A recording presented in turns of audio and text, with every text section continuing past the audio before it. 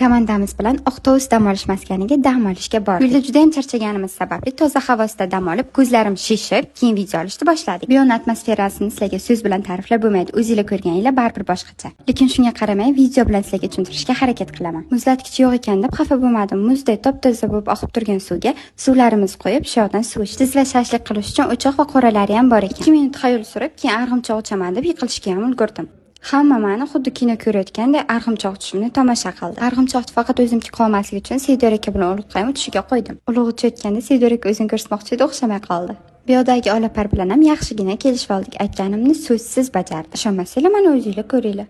Buni ko'rib Seydor akani kuchi ko'payib ketib, o'zlaricha bizga maqtandilar. Shunaqa chiroyli atmosferada qizlar rasmga tushmasa bo'lmaydi albatta. Daraxtda dovchalar shunaqa ko'p ekan, hammamiz olib faqat tuzsiz yedik. Biz bu dam olish maskaniga faqatgina bir kunga borganmiz.